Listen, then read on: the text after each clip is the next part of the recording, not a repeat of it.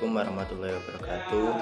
Perkenalkan, nama saya Muhammad Sahrul, nomor NIM 20110501001013 dari Perbankan Syariah 1 semester 3. Dari penjelasan Pak Wadud mengenai pendapatan nasional, saya memahami bahwa pendapatan nasional memiliki definisi nilai total output akhir suatu negara dari semua barang dan jasa yang diproduksi dalam satu tahun.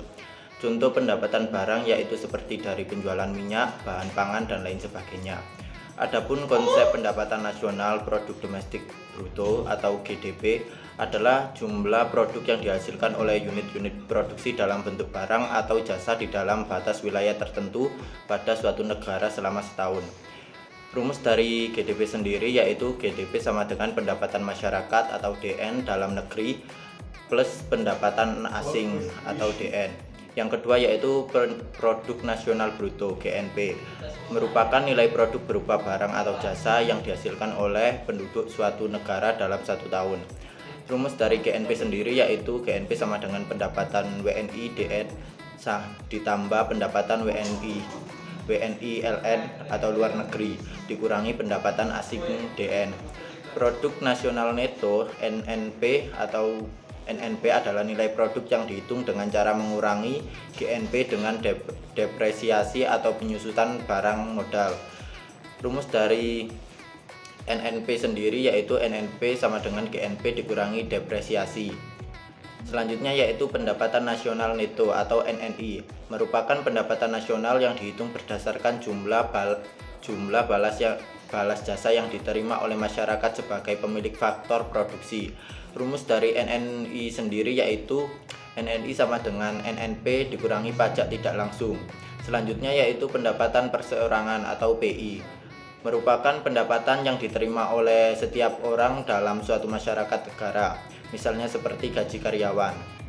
Rumus dari PI sendiri yaitu PI sama dengan NNI dikurangi pajak perusahaan, dikurangi iuran, dikurangi laba ditahan, plus transfer payment. Selanjutnya yaitu pendapatan yang siap dibelanjakan, adalah pendapatan yang siap digunakan untuk membeli barang atau jasa konsumsi dan sisanya digunakan untuk menjadi tabungan yang disalurkan menjadi investasi. Pendapatan ini sering juga disebut sebagai disposable income. Rumus dari DI sendiri yaitu DI sama dengan PI dikurangi pajak langsung. Dengan perhitungan pendapatan negara, maka terdapat manfaat yang didapat, seperti mengetahui tingkat kemakmuran suatu negara, mengevaluasi kinerja perekonomian dalam skala tertentu, mengukur perubahan perekonomian suatu negara secara berkala, dan memudahkan dalam membandingkan kinerja ekonomi dari setiap sektor.